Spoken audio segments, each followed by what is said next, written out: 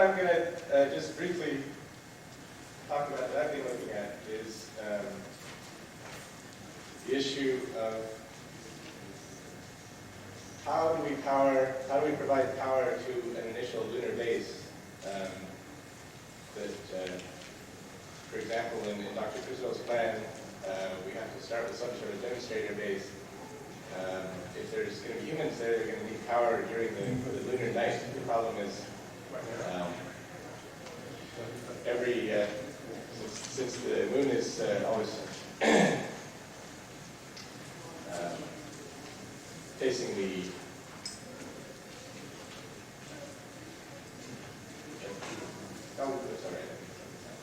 Thank you. Yes, the issue is that the moon rotates very slowly because it's always, as one side always facing the Earth, and as it goes around the Earth, it also is rotating relative to the sun. So every 2 weeks the sun rises, and then 2 weeks later, every month the sun rises, and 2 weeks later the sun sets, and you have 2 weeks of darkness, or about 400 hours. So unless you're at the poles, where there are areas where you can get sunlight almost all the time, anywhere else on the moon, you need some sort of power during the lunar night. And there's a variety of options that have been looked at. The list, I actually took a list that was in the Lunar Base Handbook by Peter Eckert, which is a very good resource on lunar base design. The options basically are radioisotope thermal generators, so those are used for deep space missions very frequently as a power source. A nuclear reactor you could presumably put on the moon, and there's several designs for things that are basically no moving parts. Should be low maintenance, but are actually reactors rather than just the isotope-based systems. Or solar. Now, of course, you can't do solar power during the lunar night, so what you have to do is have some kind of energy storage option.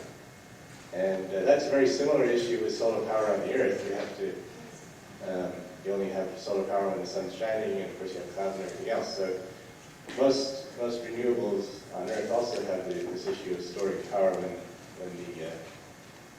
the power isn't available otherwise. And the main issue with all of these systems, so the various options for storing power on the moon at the lunar night, and the least massive is probably using fuel cells with regenerative fuel cells with some chemical system like water, which you split into components and then recombine over the lunar night. I don't know what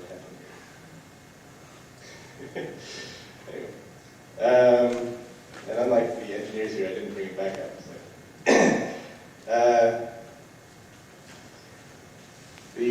So then the main issue with cost for an initial base is you have to bring everything from Earth. After you've been there a while, you can start building things from the lunar materials, but the very first bases will have to be based on Earth components, and the cost is going to be very much governed by the mass of those components, and what's the least massive option for providing power. So looking at the various options, it turns out that beam power from a satellite around the moon, or several satellites, or particularly at the L1 point that we just heard about, would be one of the better options. And what I was going to show on the graph here was there's actually one of the issues with solar power satellites and power beaming is that the transmitting antenna, the area of that transmitter is going to be roughly the size of the area for which you're receiving the solar power. I mean, so it's going to be the area of your solar collectors or whatever. That's going to be about the same size as the transmitter. It could be actually maybe the same components. There's some designs that have it as a separate thing, but it's going to be roughly the same order of size mass, because otherwise, you're overweighting one side or the other. So for a given required power at your base on the moon, you need several kilowatts, or you need a megawatt, or you need a gigawatt, whatever that power level is, you need a solar power satellite that is at least that big enough to catch that much energy from the sun. Now, if you're not requiring very much energy, that means you don't need very much area in your satellite, but that means your transmitting antenna area isn't very big either, which in turn, because of the way the beam power spreads based on the initial antenna size, means that the receiving antenna on the lunar surface would have to be quite large. But you also have to ship to the moon the receiving antenna, and in fact, landing something on the moon costs more energy than getting something in lunar orbit. So, for the same reasons that Dr. Criswell refers to, there's no point lifting the stuff off the moon when we already have a satellite, which is the moon itself. There's no point in bringing stuff all the way from Earth and landing it on the moon if you can actually use it better and more effectively in lunar orbit, because it costs more energy to actually get it on the lunar surface. So anyway, so we have this cost in mass for the power satellite itself, which has to be a certain area to meet your power needs, and the cost for the mass of the receiving antenna on the lunar surface. And it turns out that at low power, the overall mass that minimizes that the total energy cost, total mass required. Oh, what do you do? Change the refresh rate. I was just asking. This is not what I was saying. Thank you. Okay, I'm just going to show one graph here that this will illustrate, I think, what we need.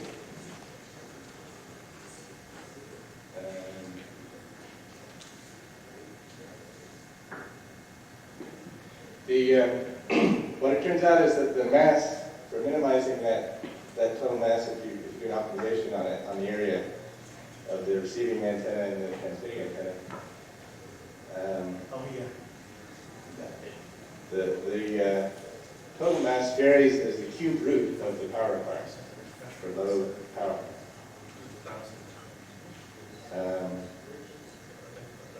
me just plot this out.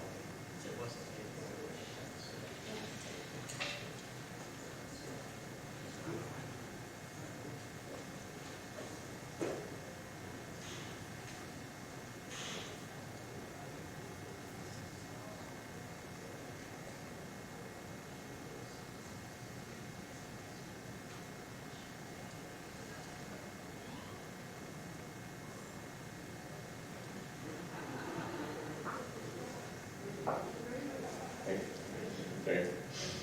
22 if I'm left-handed. Okay. This is a plot of several options for lunar-based power. The little blue thing there, that's assuming a surface solar system where you're using fuel cell, regenerative fuel cells, and using the mass estimates for that. That's actually the mass cost to lunar orbit, so it's basically assuming it's double the cost to land it on the surface. I mean, double the mass that you end up doing on the surface. So that's dominated by the cost of this this blue curve here is dominated by the cost of this power storage system. Okay, the red thing is radioisotope thermal generators. So that's the lowest mass option, up to maybe 10 or on the order of 10 kilowatts for your base requirement. A reactor, this is based on the SP100, which is about 3 tons, and then you just add multiples of that if you want more power, so it produce 100 kilowatts. And then the other curves are for a solar powered satellite around the moon in various positions. The two upper ones, those are for satellites in the L1 position. It's about 56,000 kilometers from the moon, and the lower one is for a satellite in the lower lunar orbit, about 2,000 kilometers. The problem with the lower orbit is you need several satellites to provide continuous power, but you can make them much smaller because the required balance between the receiving and transmitting antennas, because they're so much closer, is a lot smaller. But since you require more of them, the slope, basically the power intensity is higher and higher power requirements. So it's not such a good, if you're over a gigawatt or something, over several hundred megawatts, you actually want to move your solar power satellite to the L1 point rather than the lower point.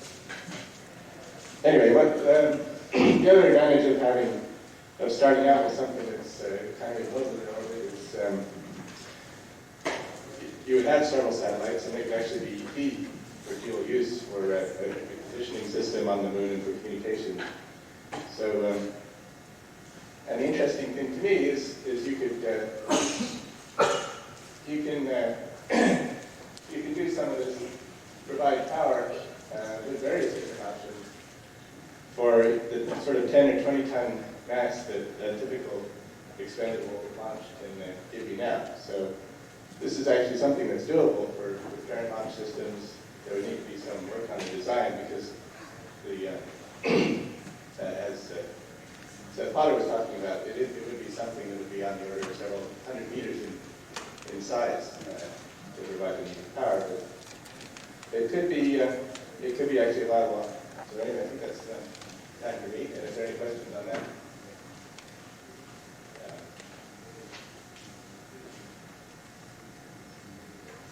Maybe I should say this is the panel that have you considered beaming laser power to the surface? Yeah, a laser, of course, would be. I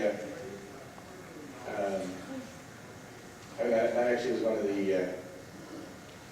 I think Jeffrey Landis did a study that was basically using that option. Yeah, that would be another way to do it. You would use basically solar cells on the lunar surface and beam the laser. The problem with that is you need a very large optical telescope to do the beaming. I'm not sure what the mass requirements for that are relative to a microwave type. We looked into it for geo-earth beaming. Yeah. They compare favorably to microwave systems because what you gain in mass because of the loss in efficiency of lasers compared to microwave transmitters, you make up for it by the fact that the transmitter telescope as a transmitter is a fraction of the mass of the microwave, just because it's so much smaller. Yeah. Well, I guess it depends on, again, it depends on what your power requirement is. Yeah, it depends on the power requirement. And we were somewhat optimistic in our laser efficiency, Yeah. but it was we were surprised. It's a surprisingly promising option. Yeah.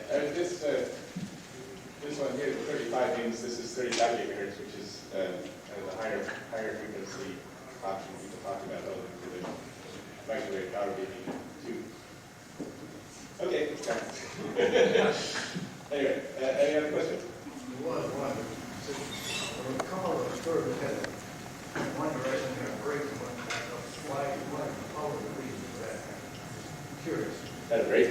Yeah, look at the slope down the left and then Oh, it wasn't really going down. It was just this kind of an illusion on that. It was actually straight across. And then, but the cost was that was the reactor, the SB100. Because you can't make it any smaller. You can't really make it any smaller than about 3 tons, and so it's 3 tons. So